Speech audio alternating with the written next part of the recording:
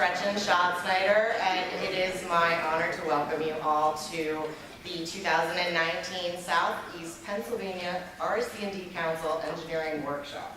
And without further ado, let me introduce our first speaker, Dr. Robert Traver. And if you've been living under a rock for the past 20 years, I'll just remind you of who he is. Dr. Traver is a professor in the Department of Civil and Environmental Engineering at Villanova University and a founding director of the Villanova Center for Resilient Water Systems. His current research is to advance the performance of green stormwater infrastructure through understanding the engineering unit processes, and he subscribes to the teacher-scholar model, bringing his research to his students. Dr. Traver initiated the Stormwater Control Measure Demonstration and Research Park on the Villanova campus, and he served on the ASCE's external review panel of the core investigation of Hurricane Katrina, who is a member of the National Academy's committee entitled Reducing Stormwater Discharge Contributions to Water Pollution. And Dr. Traver received his bachelor's at Virginia Military Institute, his master's from Villanova, and his PhD from the Pennsylvania State University. He continues to serve the profession as an associate editor of the ASCE Journal of Sustainable Water in the Building Environment. Thank you and welcome, Dr. Traver. Thank you.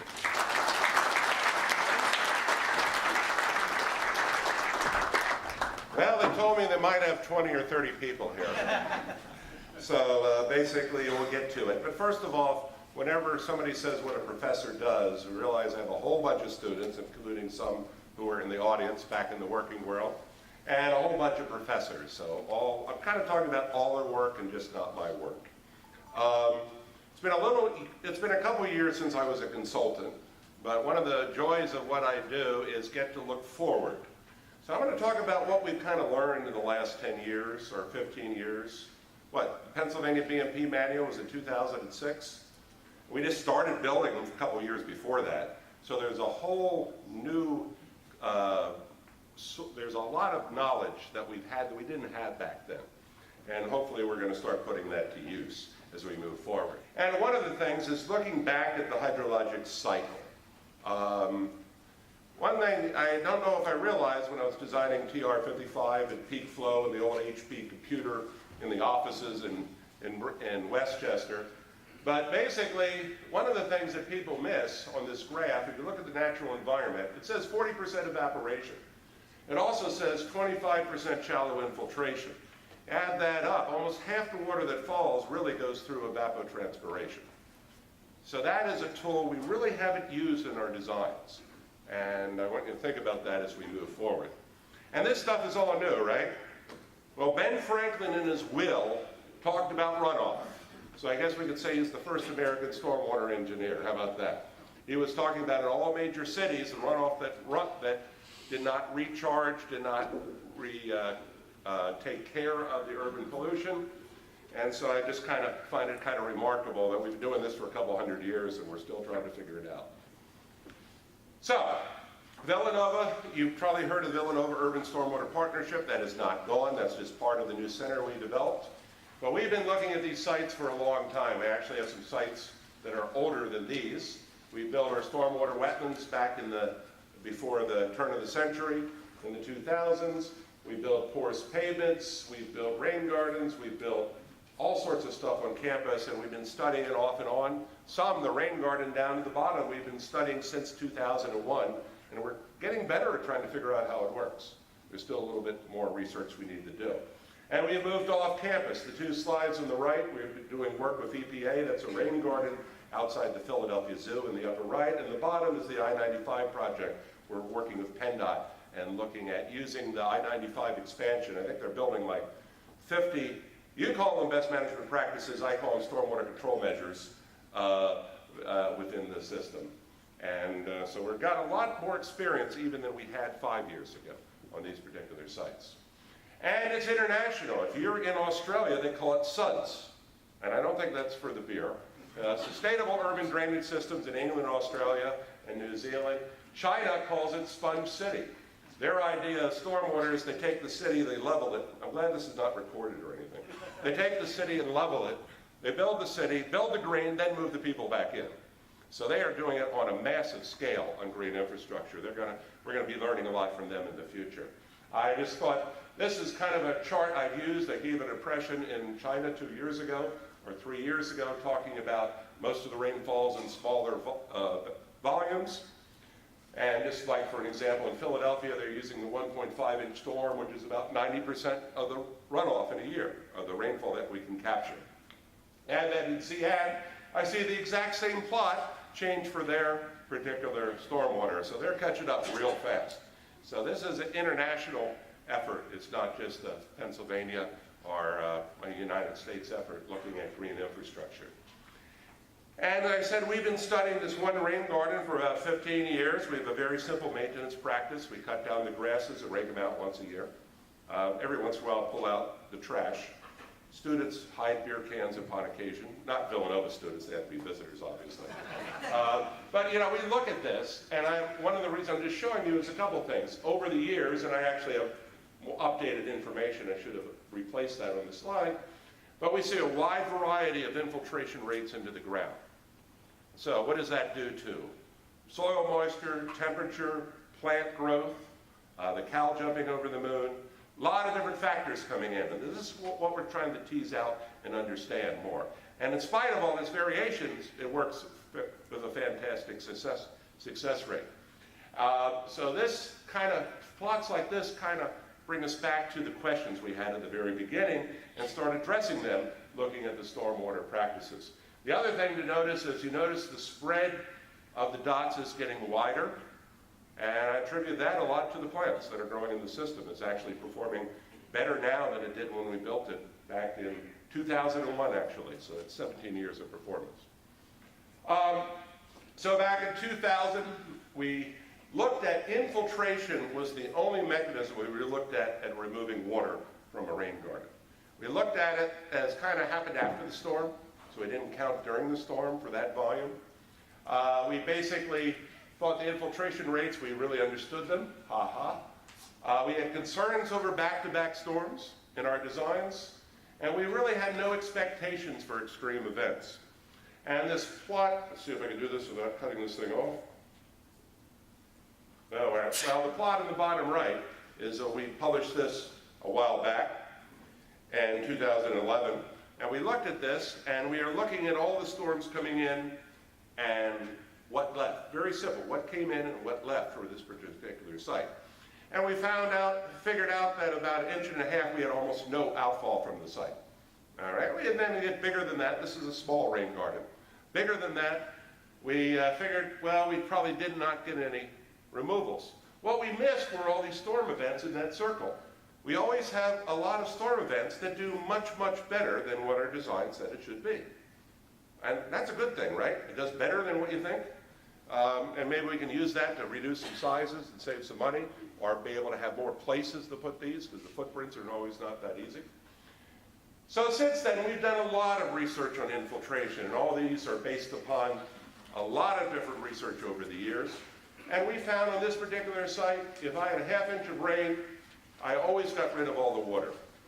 If I had 1 inch of rain, I got rid of 90% of the water, and this is over hundreds of storms, by the way, like 300 or 400 storms in that database.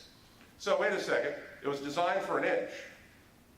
So what about back-to-back storms? Well, we've now done studies in the back-to-back storms. To have a back-to-back storms that affect the performance is about the same as the probability of Superstorm Sandy hitting us again. So it's not that we have 2 or 3 days to worry, but we actually have about a week. And even at a week of time, if I had back-to-back 2-inch storms, which doesn't happen, that's about a 1 or 2% chance of degrading the performance of the sites. So one of the first myths we've learned is you don't have to worry that much about back-to-back storms, and we have more time. Why is more time important? That gives you more chance of infiltration, gives more chance of using the tools of evapotranspiration, and makes the plants much more of an important design procedure. So now, I would say from our literature of not just us, but friends across the country, in North Carolina and Minnesota and overseas, we now know the soil physics-based is a much better model for looking at the performance of a very simple rain garden. Curve numbers, your losses go to zero after a bunch of rain, and that's incorrect. The problem with the curve number method, after a certain amount of volume, it says you have no more infiltration. Infiltration, it reduces, but you always get a minimal amount of infiltration at the saturated hydraulic conductivity, which I've learned from our people in the soil community. And research has borne this out on actual sites built in Philadelphia and other ways. So basically, because of that, then we have a little more time. We can get rid of a lot more water, even in not so good soils, if we have the water there and hold it so it can be removed. So that becomes a design expectation. Temperature effects affect infiltration. Luckily, we get most of our big storms when we have the hottest temperatures, so that's the highest amount of infiltration in evapotranspiration.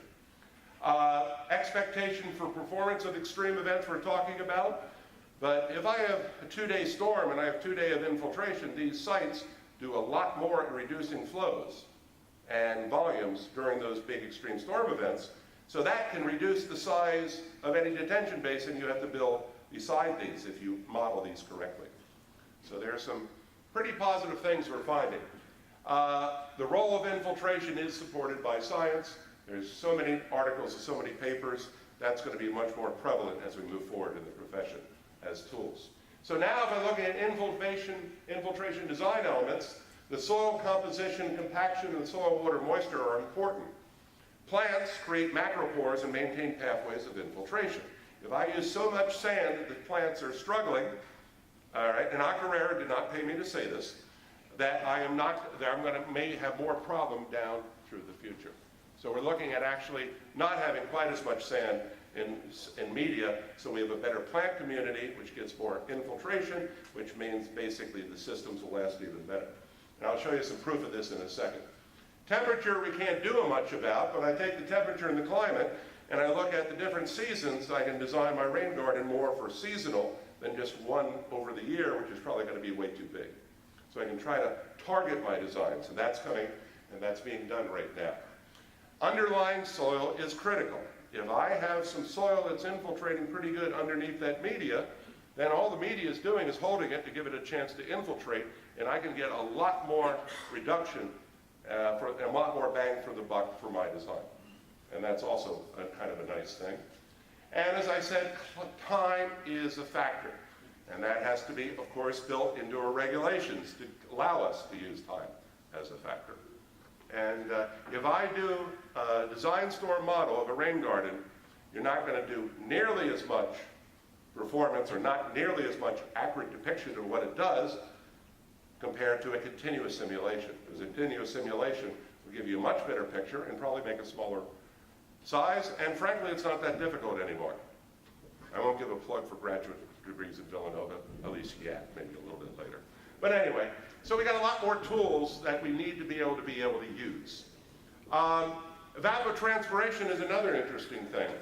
If I take a look at the 2006, it was done December 2006, so it should have been a little bit later. If I look at the BMP manual for Pennsylvania, it says evapotranspiration is really important in the introduction, and it doesn't even mention it again for the rest of the manual. We didn't know better then. Now we know better. We've done a lot of studies. It's a picture of a green roof in Villanova, and we take a look and we find that during the growing season, yes, not when it's January, we get a tremendous amount of reduction of the water that falls on that particular site. The only really limitation you got on a green roof is it doesn't rain every day, so we have a lot of periods where it's not being used. So now, if I look at regional evapotranspiration, as I talked about a little bit earlier, where we are, I think about 60% of the rainfall in a year is actually evapotranspirated. And that's what we're trying to stop and get back and reduce that now goes into runoff, right? So that's kind of a challenge. And that's not easy, but now we have a little more time. So, for an example, on our green roof, this is real data. This is looking over a 7-month period. I can't wait to see next, and this is old. We actually stopped studying for a while. We just started again, so I'm interested to see last year. We found out you get more rain, you get more evapotranspiration. Amazing. And it does pretty good that during the year you can get rid of 70 or 80% of the rain in volume. So how can we make this a better tool? Of course, you're not going to build a green roof unless you pave everything else, right? Because it's more expensive. But if you are, it is a tool.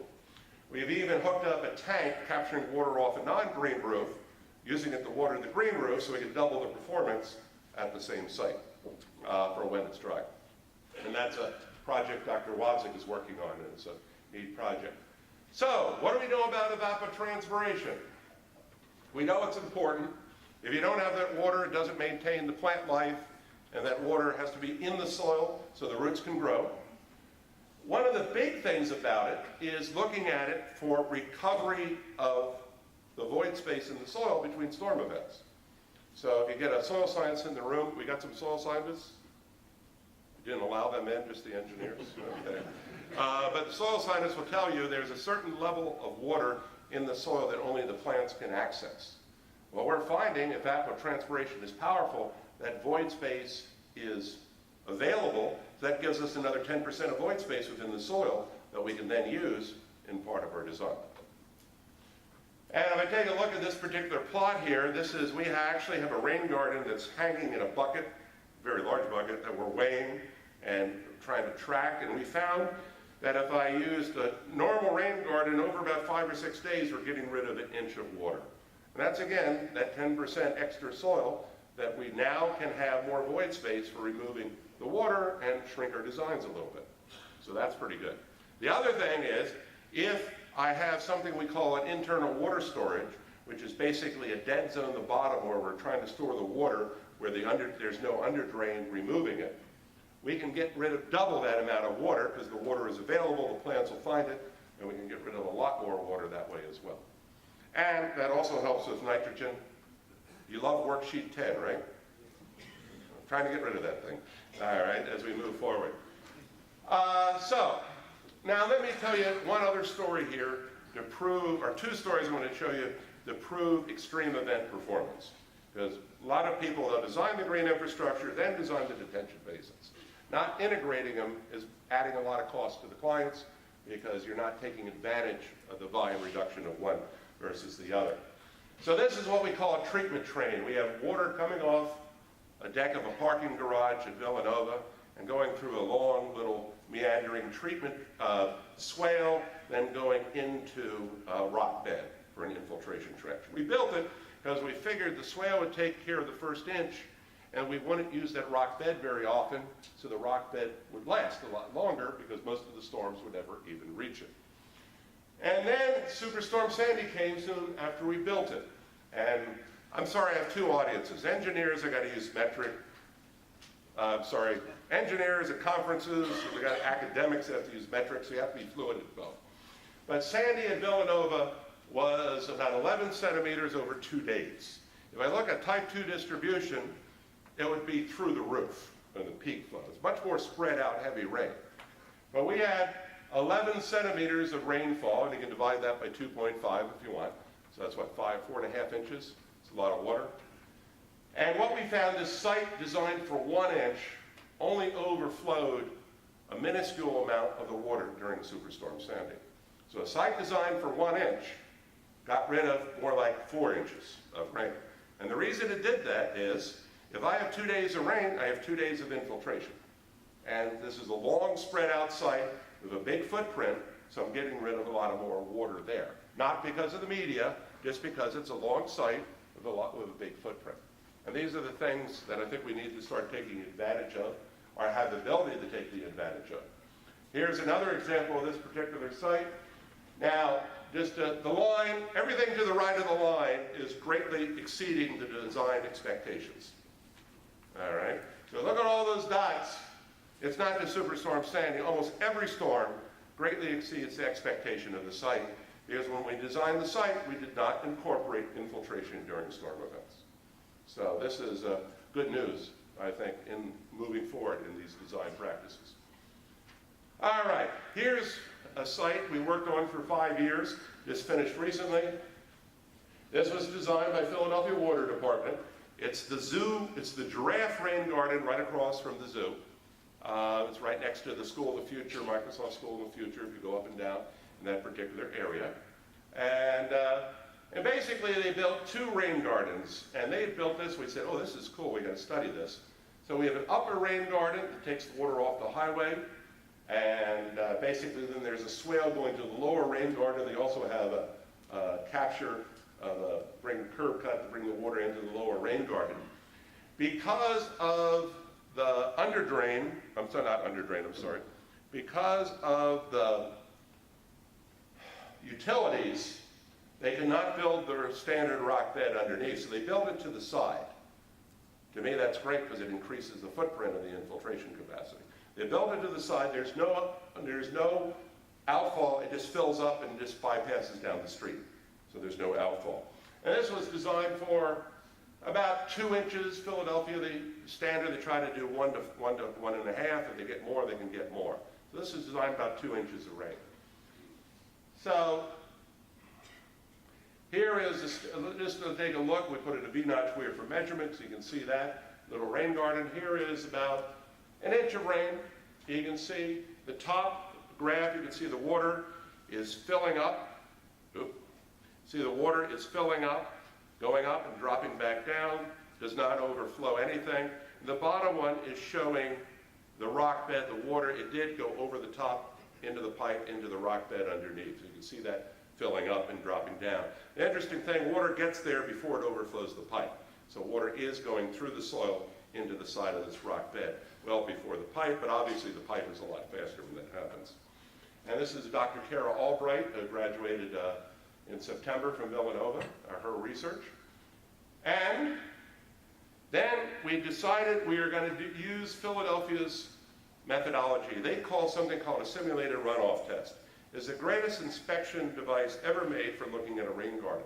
Villanova is now doing it for all our rain gardens we're building as part of some of our dorm construction. You open up the fire hydrant, fill it up, and see if it drops. All right, pretty good way of making sure it was constructed right. What we found is if it's constructed right, it's going to last. Most of the problems we see is from the construction or the first period right after, before vegetation gets established. So in this particular case, day one, we put 3 inches of water into these rain gardens. And you can see the blue line is the bowl, the surface. The black line is the stone trench. Where that black line is straight, that means it was completely filled. So we put 3 inches into this site. It was designed for 1.9 inches with no overflow. And then, luckily, as a Catholic university, even though I'm a Methodist, we got Father Peter to give some prayers. We had a 1-inch rainstorm overnight, which is very hard to arrange. And then the next day, we put in another 2 inches of rain. So over a day and a half or 2 days, we put in 6 inches of water into a 1.9-inch rainfall design. All right, so 3 times the performance. And that is because, 1, Philadelphia does maintain their sites. That's obviously part of it. Number 2, they did not count the infiltration during the storm event as part of their designs. And the other part is we still haven't figured out the macropores. All the earthworms and the roots, they actually, I think, can exceed what we know from soil physics. We haven't figured out how to take count of that. So throw earthworms in all your rain gardens. You might get a better performance. I'm definitely not a biologist. I need some help in some of those areas, or plant physiology. So what we have learned from a decade of research on infiltration in Villanova, at least, probably more than that now, we really learned that it's not, I hate ratios, impervious to surface. What it really depends upon is the soil underneath, what you have, the infiltration capacities, and then picking the right media, getting the water there.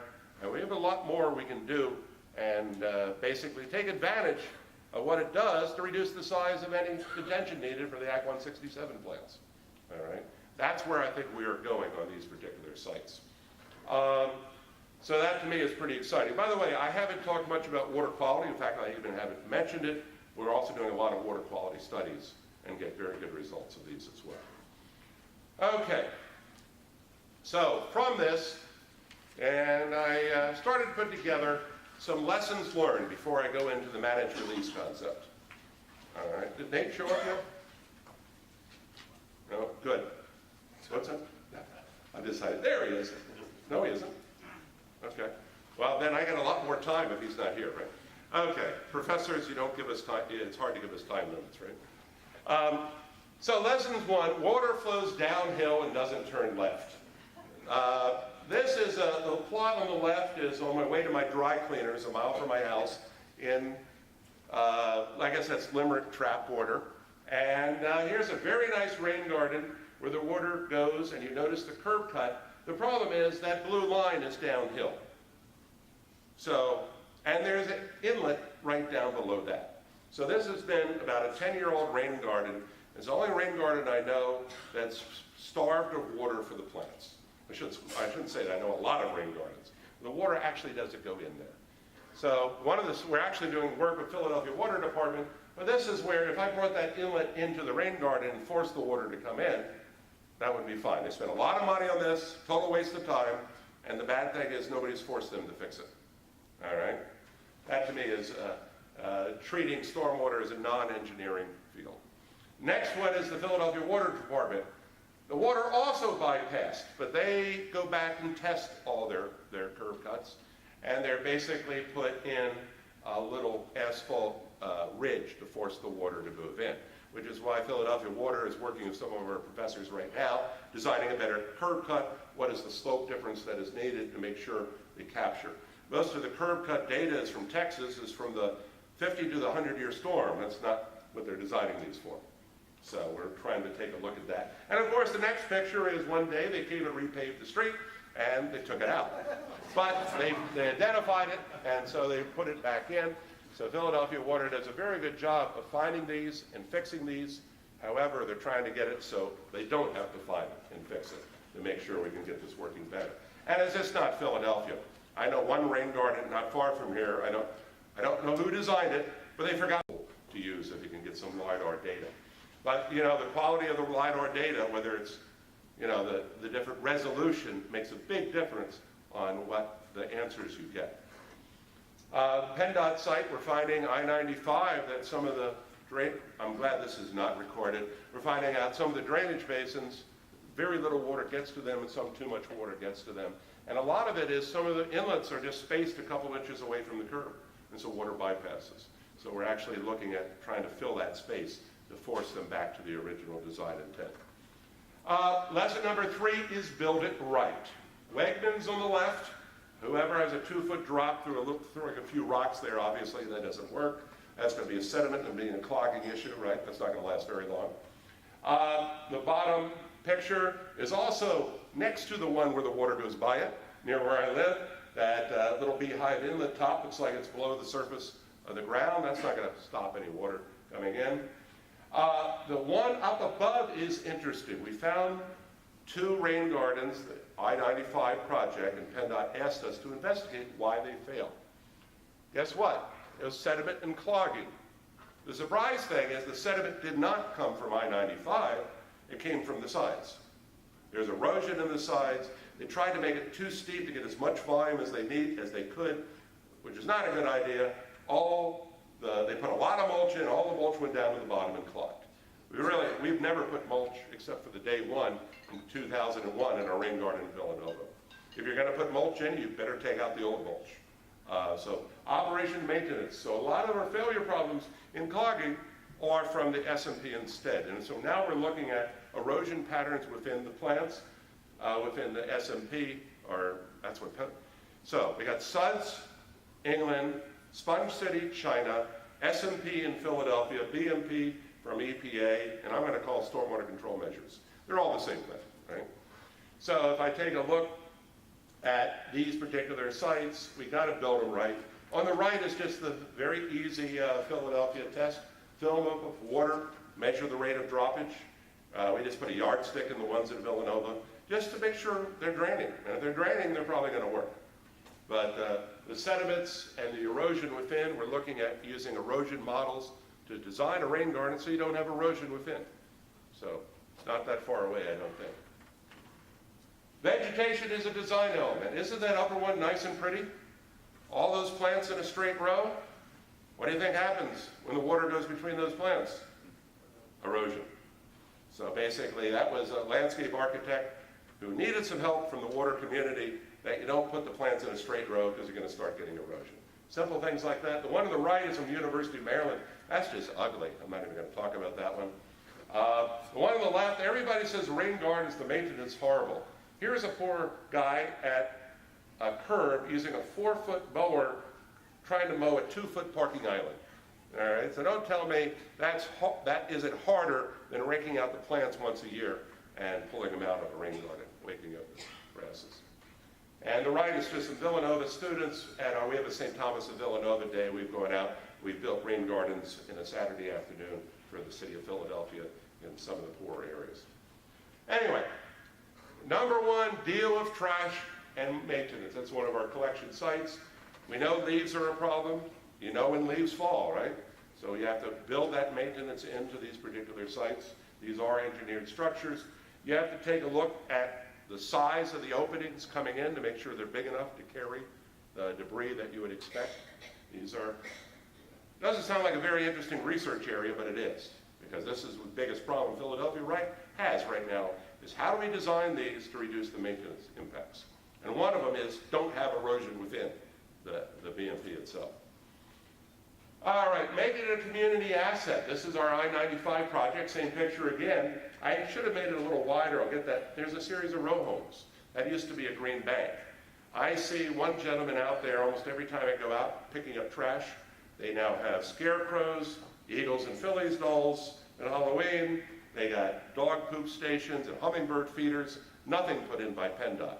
The community has adopted this. And you can guarantee if it's not working, you're going to learn about it very quickly, right? They're going to they're going to give you a call.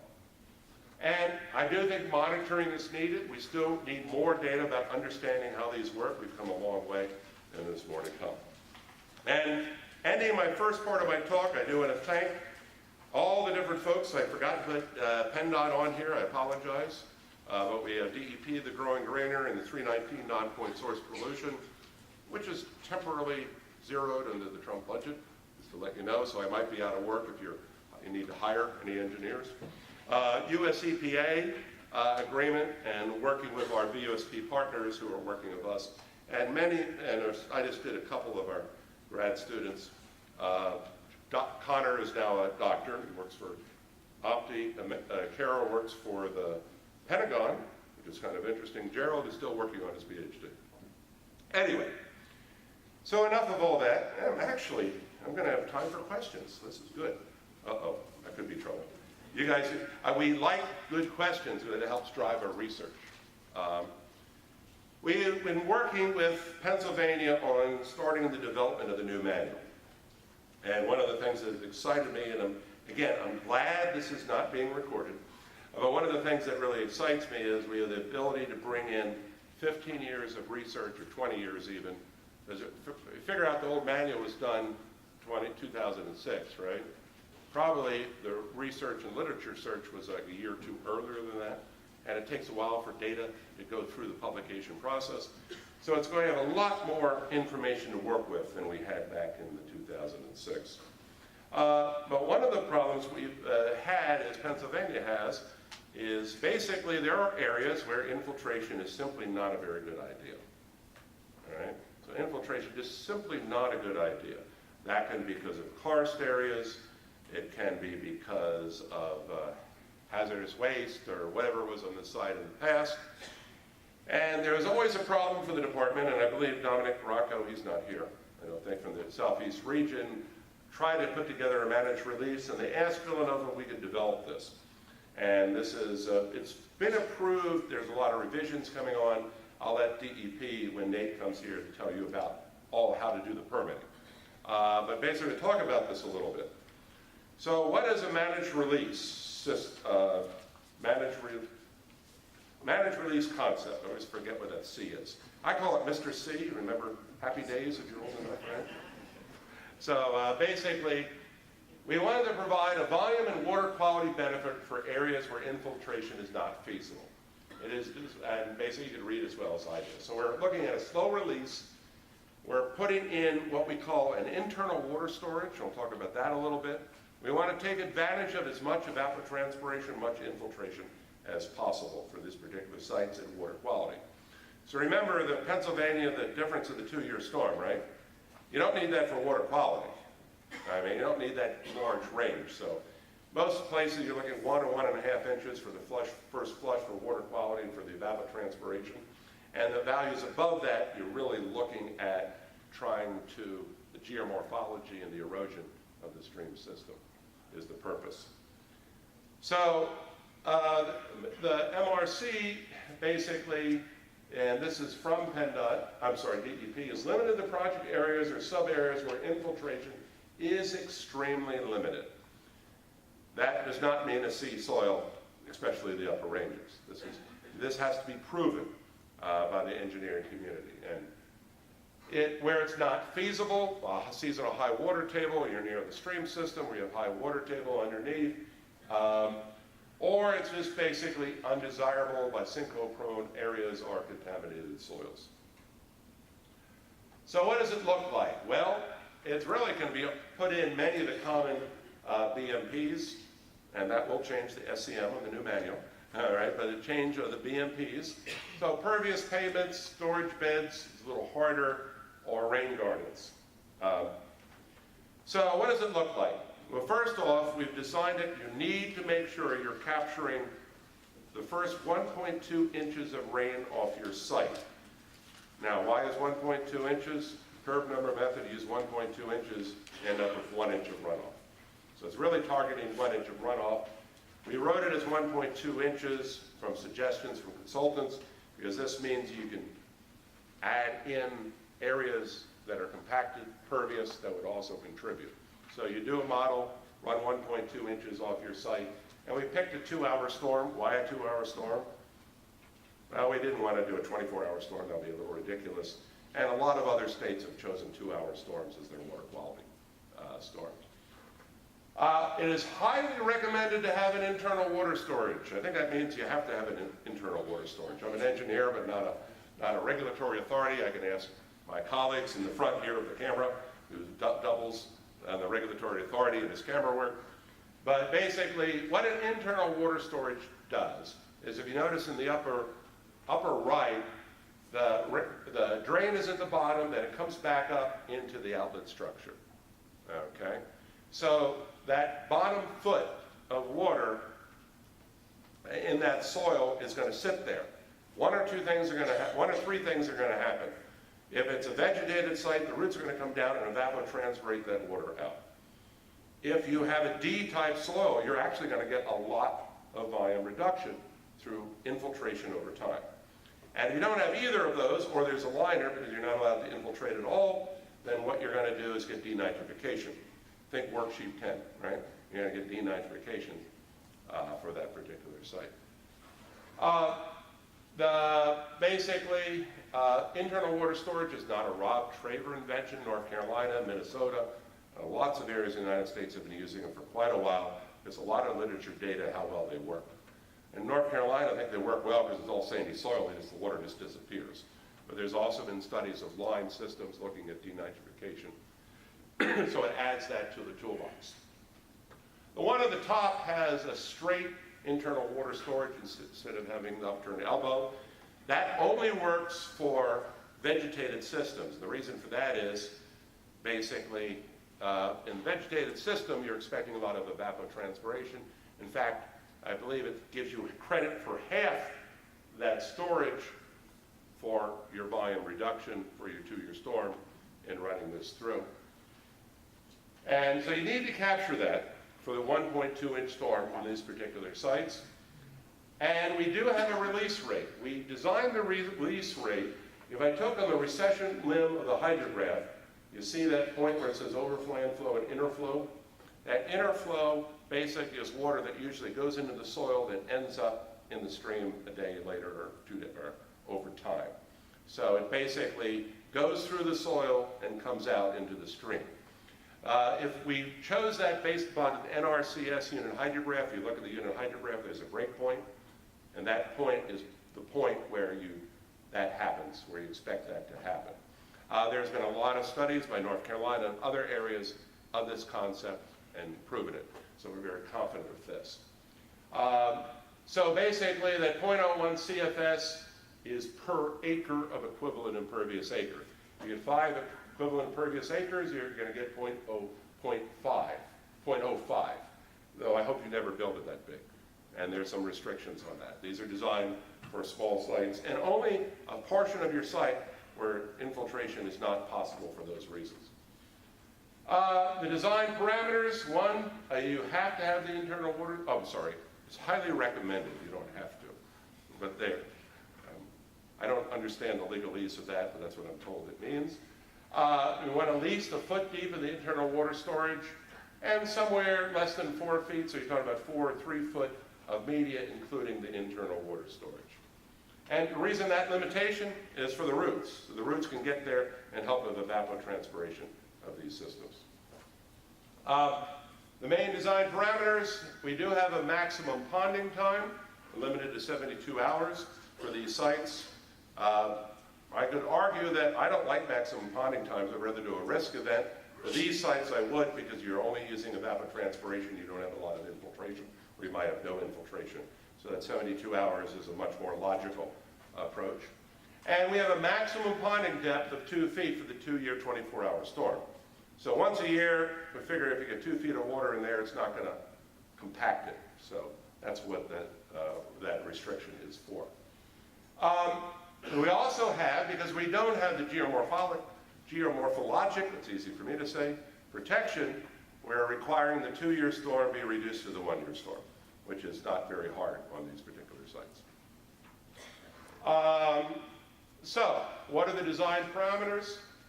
First, we'd much rather you bypass flows after this is filled, so they do not go through this site. And it's a maintenance and longevity issue. But I've been told I can't really stop that, so if you really, really, really can't bypass and build a detention rain garden combination, you do allow 4 feet maximum ponded depth. And that's an extreme event, so that's only going to happen, not going to happen very often, so it's probably not a horrible restriction as we move along. Okay, so vegetated MRC BMPs, basically with the internal water storage, the water quality demonstration is met. That means no worksheet 10. For porous pavements, you need to have an adequate vacuum street sweeping maintenance regime. And the reasons for that is, number one, to maintain performance, and number two, where do you think all those pollutants get trapped? They get trapped in the surface. We have some studies that show they get trapped in the surface, in the clays, in the upper layer, so when you vacuum street sweep, you're actually removing the pollutants. And again, we have the internal water, that's for the TSS, total phosphorus, the nitrogen, and again, we still have that internal water storage is the approach. The underground stone storage chamber, you have to prove you're meeting the water quality requirements, and I'm sure some of the people in the back room will be glad to sell you devices to help you with that. Anyway, quick design example, and then I think I still have some time for questions. We're using the NOAA 24-hour Type C curve distribution. This is the same that's been developed for PennDOT. It's available. We're no longer using the Type 2 rainfall distributions for a number of reasons. First of all, NRC no longer recommends it. So if you're using that in your designs or using method no longer recommended by the NRC, that's because it was done a long time ago and they really don't remember how they made it. And frankly, if you're using that, your middle peak is much higher than if you use the more current information. So you're building have a very high intensity peak. So you're probably, it's a little bit of a problem for you. Post-construction, here's just an example. We have an acre going into a rain garden for this particular example. Curve number pre-construction 74, a type C soil, low range of C. One of the problems with C soil is why I said I would not automatically assume you can't infiltrate into C soil. It goes from 0.06 to 0.7 as an infiltration rate. So the lower range of the C is close to a D, the upper range of the C is fine. You can get a lot done with the C-type soil. So here's an example we had. We picked an infiltration rate of 0.1 inches per hour from the bottom, which means you probably normally would not be able to use that rate. But we put that in as to see what it would look like, or I should say Dr. Amanda S., who's working as a postdoc on, and also for Opti, working on these projects for us in developing the manual. And we put 30% moist media void space, threw it all together, and here's our result. So looking at the 1-inch runoff event or the 1.2-inch rainfall event, you can see we our max flow was less than that 0.01 CFS, and managed release outflow is that green. And because we're getting 0.1 inch, we're storing it in internal water storage, we actually get a lot of infiltration loss at the same time. We also have examples, there are examples in the worksheet that will basically cut off the infiltration, and it will be a little bigger site. So you have to play up the size of your site to manage your outflows, so we get that outflow correct. And at the same time, at the bottom, you see the water surface elevation. It only gets up to about less than about 0.3 feet, so it's well within that 1 foot level. Obviously, if I cut off that infiltration, we'd have to play up the size, might have to be bigger to get these same values. And then we go to a 2-year, 24-hour storm event, and again, we're trying to get the flow rates less than the pre-construction, 50%.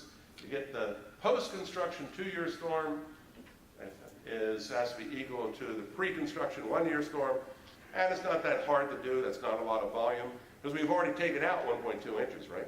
It's in this bottom area here. And we take a look at that in this particular site, we get up to about 1 foot of ponding, and we're allowed 2 feet of ponding, so we could have made this a lot smaller. Maybe, we'd have to play up the numbers. And so at this point, I'm putting a little advertisement. We run our Pennsylvania Stormwater Symposium every 2 years. It's going to be coming up this fall. We have a great beer and wine social, and Diet Pepsi, and iced tea, and other things as well for anybody. We usually get about 50% more than this room. It's a 2-day conference. We are looking for presentations and abstracts that will go out, and I'm sure Jessica can send our announcement out to everybody in the room if you're interested in coming. And so we have a whole series of talks all across the gambits of stormwater. So, with that said, at this point, I believe I left some time for questions. And I always have a rule, if I don't get a bunch of questions, then I give a pop quiz, but then I have to grade this, so forget that. So if you have questions or comments or ideas for research, and any of that would be greatly appreciated. We're going beards only. You first, and then you next. Make sure you enunciate, because I don't have an extra mic. Okay. Is there a place we could look for research on how effective the IWS zone is at removing pollutants? Yes, you can. I would say 2 places. Bill Hunt, NC State University, is one. We actually had one in Villanova before he came up with the term. I'm not as very good as marketing as he has. He has quite a few publications in the American Society of Civil Engineering journals. You can look at Bill Hunt. Another person who's done work with that is John Gulliver at Minnesota. And another person on top of that would be probably Alan Davis at the University of Maryland. I think there's another professor doing it at Salt Lake City. A little different environment than we have here. I don't remember her name. But they're also doing work in Portland, Oregon, and Seattle. So there is I would just look up internal water storage on either ResearchGate or Google Scholar, and you should be able to find it. Minnesota's manual is pretty good, so you could probably get some good references from there as well. Yes, sir? So in your opinion, designing these MRC facilities, are we trying to get this 1 inch, or are we trying to meet the worksheet 4? Or how are you relating the worksheet 4 volume of the requirement for the site to the MRC volume of the 1 inch? Is Nate here yet? Yes. Yes? We can defer.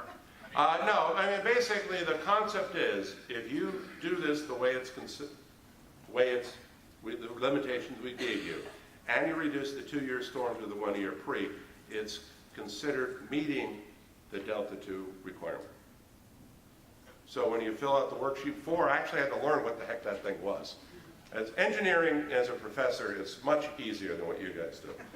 But basically what we had to do is we basically figured out what was evaporated or infiltrated and went through slow release and put that as a volume.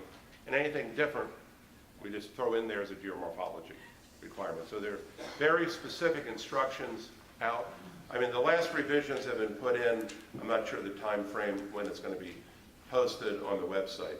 I don't think it's going to be very long from what I've been told. And we have a whole sheet of frequently asked questions we've developed from all the questions we've already got. and we'll continue to build that. And there is also design examples. If you have to use HydroCAD, okay, I mean, that's, so there's some design examples out there that you can look at as well. And that's all going to be posted through DEP. Thank you. We'll put, when they get it up, we'll put a link through our Villanova site as well. Oh, come on. Yeah, there we go. Another beer. Yes. I was just joking about the restriction. Are loading ratios associated with this, or does this not apply for it? We do not have any loading ratios built into the model. My opinion is, now this does require a professional engineer, and it does require a model. All right, so my assumption is that that is superior to a loading ratio. There's no loading ratios in the MRC. I should say that there are some restrictions on size of incoming drainage areas, as in, we rather build several medium-sized than one gigantic one. But besides that, no. I saw a hand in the back, I believe. Hand in the front. The first non-bearded person. The formula is 0.01 per acre. Yes. Rounded to nearest hundred. If you have 0.4, is it 0.01 minimum, or are you saying that you're not allowed that outflow? If you have 0.4 acres, I'm going to have to take a look. You would round that up. So you would be. 0.01's a minimum. Yeah. So that would, yes, that would be rounded up. So that would be. Right. Good question. Yes, sir. Is there any concern during like the winter months when the temperatures can drop below freezing? If you have internal water storage, the water essentially could be left in the U-drain with the upturned elbow. Any concern that freeze thaw or anything like that during winter times that could damage the pipe or the? Well, you're looking at it's going to be 3 feet deep in the ground. So then you're only looking at the upturned elbow. The only thing I've ever seen as a concern is in Minnesota, they say, make sure that that upturned elbow isn't connected to a shallow device that can move up and down. But if you have like an inlet that's 3 or 4 feet down, there has not been any recorded concern that I've seen. But you're right, it's a good question. We actually have that as one of our FAQs. So if I'm building it coming in and I have a very shallow, it's only coming down 2 feet, you would want to make sure it's not hard connected. So it's not the pipe, it would be where it's coming out, moving up and down. That's a good thought. I'm not sure if you're the one that sent the question in, but that was, we got that as a question, and we went back and figure Minnesota is colder than Philadelphia, right? So we went through and got their experience. Yes?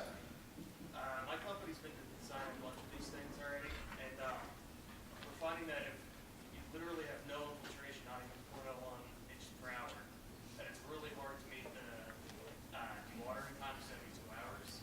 Do you have any suggestions of what to do there? Well, in this particular, are you doing it with the 0.01 CFS and the release rate? Yes.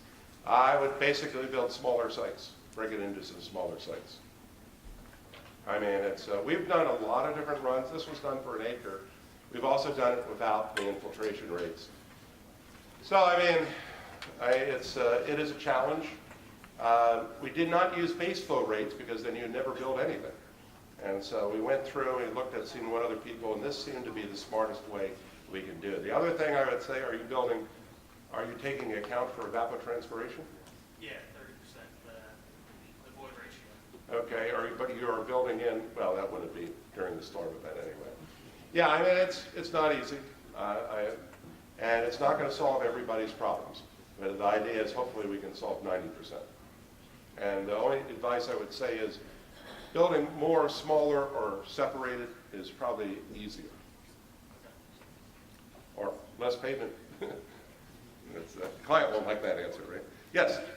The upturned elbow, I assume, is to keep that internal water storage in there regardless of what's happening, correct? Yes, we only want it moving for the next storm to flush it back out. So you wouldn't necessarily put like the U-drain up a foot off the bottom? Would that do about the same thing? Yeah, should be about the same thing. Yes, sir? Similarly, with a dewatering time for these rain gardens, if you have a lined basin close to carbon and geology, Mm-hmm. how do you calculate the dewatering time of No, basically, it's, Have any infiltration at all? right, well, you have the slow release. So that's your removal.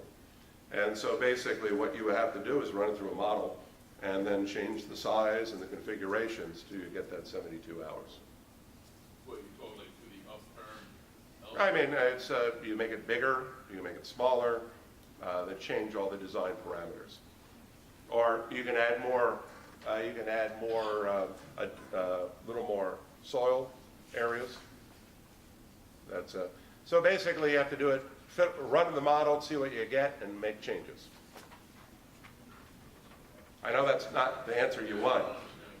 Well, I mean, basically, you have design parameters you control. You're controlling the size of the, I got you. You're controlling the size of the media. You're controlling the contributing drainage area. You're controlling whether it's a porous concrete or vegetated system and evapotranspiration. Yeah, so you make it build a little wider, bigger, a little smaller, until you get within that 72-hour period. That 72-hour dewatering of the surface, not the soil. So we're talking about the surface bonding. The only way for the basin to dewater would be through the upturn. Yes, but if the water is in the soil higher than that, by hydraulics, it should still put it out through that. But that bottom part is not going to dewater.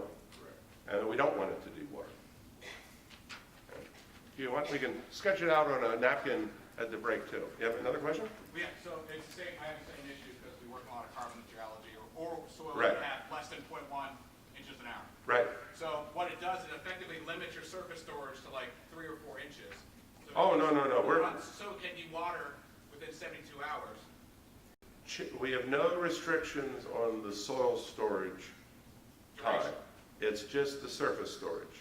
Because the soil storage, you're still going to have that underdrain outflow. Remember, it's not base flow limit, it's much higher than base flow at 0.01 CFS per acre. It seems small, but we've done model runs with no infiltration, just like I showed you with some infiltration. And they get a little bit, they get bigger. Yeah, and so they're large, but they can hold the water for 7, 10, 12, 15 days.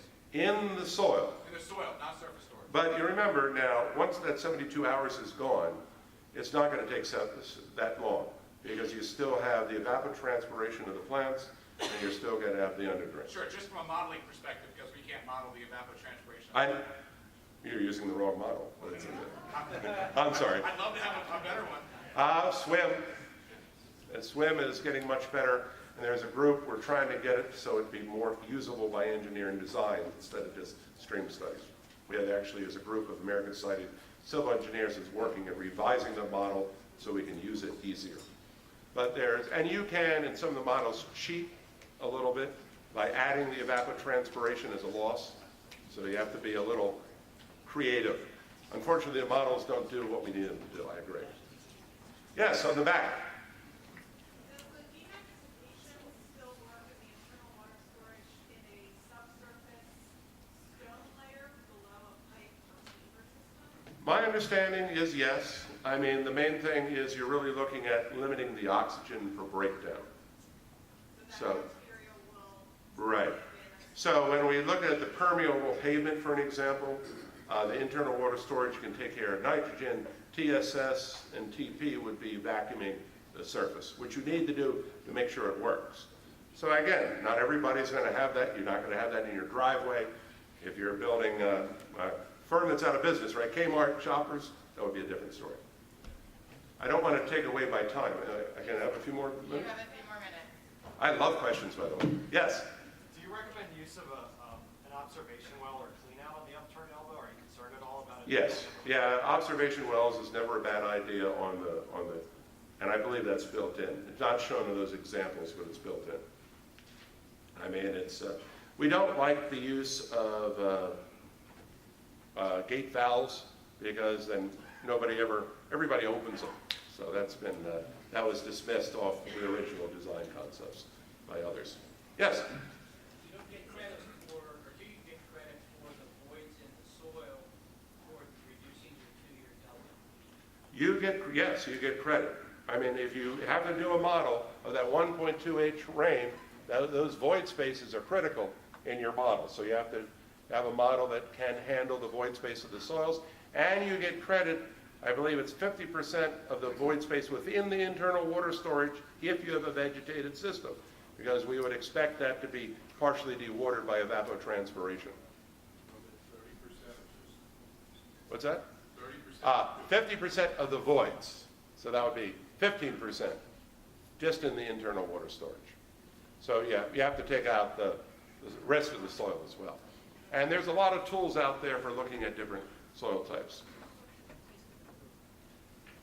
Hi. Question for you.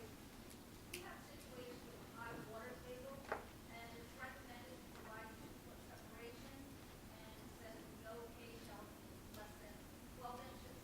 My question to you is, would you rather see more soil at 1-foot separation or 2-foot soil? I'm not sure. Basically, we're talking about high water tables and limited space. What I would do is I would model both and see which gave me the best answer. I am firmly a believer of the power of evapotranspiration because I've seen it in study after study and the research results from all our sites. So if I have a vegetated system like that, I definitely think that is a big key in our toolbox. But the rest of your answer, I would have to model it and see. I've learned that when I just assume things, you know what that means, right? All right. I thought we were done. Oh, good. This one and then this one. Do you have any experience on how many years it takes the vegetated systems to actually function the way they should? Because a lot of us will notice the basin isn't working properly for that first 18 months. Right. Most of the sites I see the second year is when it really kicks in. But a lot of that is going to depend upon whether you've got a soil mixture that's going to hold the water, so there's water available for the plants. And with the internal water storage, you don't have to worry about it because there is water available for the plants. On most of our sites, we've seen the second year is when they really take off. So we really shouldn't be saying the basin isn't working for 2 years. I would not say so. I mean, you're still going to get infiltration. The plants that are there are still going to be doing their job. But I just don't think the older it is, that's why I think the first slide I showed of all the recession rates, that's why I think our rain garden does so well. It's got grasses in there. We don't have a lot of plants and the roots. And we continue to see same performance or better than the first day we built it. But yeah, you're right. Biology takes a little time. So I don't know if I would say it takes 2 years, but again, I would talk to a plant physiologist for it. I'm a poor civil engineer. They didn't give me any plant studies as it's growing. Hi, Dr. Traver.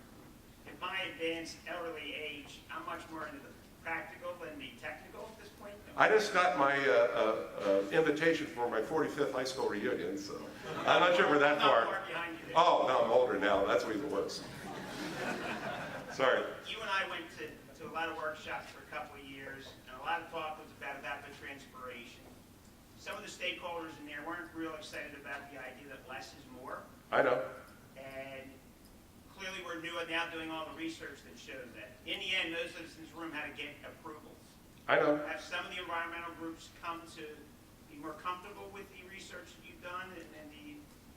Well, I consider myself an environmentalist. And I would put it this way. For an example, Philadelphia has found on their infiltration trenches, since they did not count infiltration during the event, that the water doesn't get up to the trees, so they have to go and water. So basically, there's a lot of unintended consequences. The way I put it, I try to explain this, is if we do not credit properly the vegetated systems, then we're pushing the design to rock beds that I don't think are as resilient or sustainable. It's going to they're going to cause more challenges in the future. So I want to see, not that they're not a big important tool, but I do think that we cannot underestimate the value of the green systems. I just think they're more resilient in my experience in working with these. And you know, the one in PennDOT that failed, we found we can scoop off a foot of soil, redesign it, and get it planted and back in operation. So that's my answer. I consider myself an environmentalist, but I'm also an engineer, and we have to find solutions. I'm sure some people are not going to be happy with me, but Last one, Sharon, and I'll get you a little bit during the break, I promise. You had just mentioned that your systems are more grasses. Have you seen better treatment with grasses in the rain gardens or trees and shrubs? I don't know if I can answer that completely. I mean, we're seeing good performance in both. The Philadelphia one had a lot of black-eyed Susans, and that seemed to work very well. I mean, it obviously worked very well. I think the main thing is to get as much of that surface space populated with plants. And weeds infiltrate, and weeds evapotranspirate too. So, I mean, basically, it's... Thank you for all your good questions. I will be around during the break.